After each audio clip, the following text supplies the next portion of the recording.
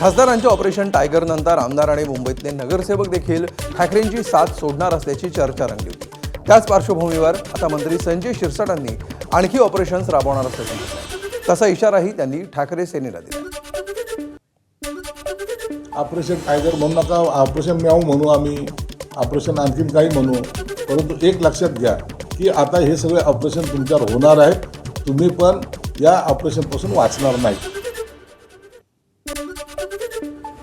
ओमराजे निंबाळकर यांच्या शिवसेनेच्या प्रवेशानंतर स्थानिक स्वराज्य संस्थेतील सदस्य शिवसेनेमध्ये येण्यासाठी फिल्डिंग लावली आहे। ओमराजे यांच्या जवळच्या समर्थकांकडून जिल्हा परिषद, नगर परिषद आणि पंचायत समिती सदस्यांना संपर्क करण्यात येतोय। गोवर्धनवाडीमध्ये झालेल्या ओमराजे यांच्या बैठकीला सर्व जिल्हा परिषद सदस्य तसंच नगरसेवक उपस्थित होते।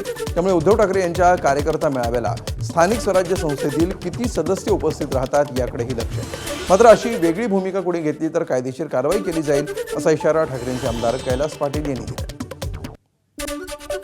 पक्ष म्हणून जी काही कायदेशीर कारवाई आहे ते पक्ष करेल। अजून तरी कुणी आम्हाला असं उघडपणे सांगितलेलं नाही की आम्ही तिकडं म्हणजे पक्ष सोडतोय, पण आम्ही सगळ्यांच्या संपर्कात आहोत।